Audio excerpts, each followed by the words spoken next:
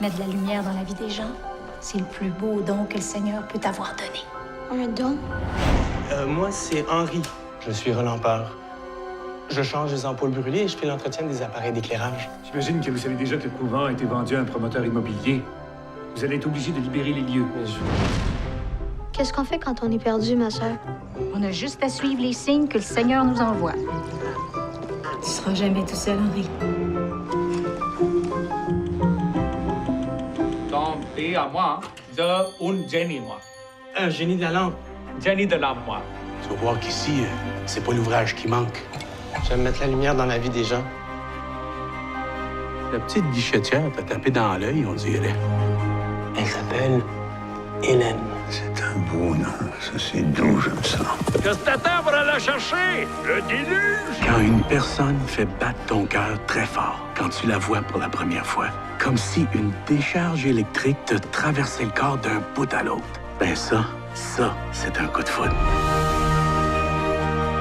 Est-ce que mon père est parti parce qu'il m'aimait pas? Pourquoi tu demandes ça? Moi, je suis sûre qu'un jour, je vais le retrouver.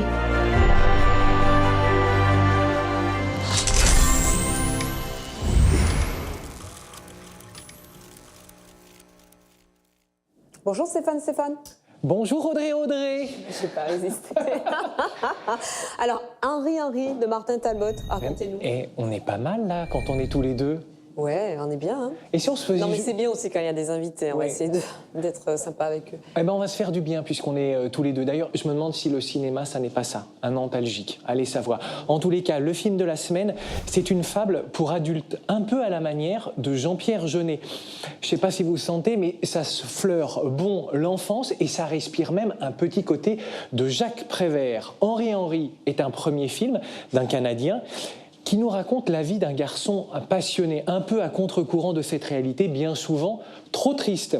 Comme Jeunet, le réalisateur Martin Talbot crée un monde, une esthétique au ton chaud, aux focales courtes, et on sent qu'il n'a rien perdu de son enfance. Et alors là, ça fait beaucoup de bien. Un univers à la manière des contes de Perrault, duquel on ne peut espérer sortir qu'en ne comptant que sur son imaginaire. Alors, laissez-vous tenter par ce film, parce qu'en définitive, le bonheur est trop incertain pour ne pas en abuser. Et ça, c'est une dédicace spéciale Audrey Pulvar.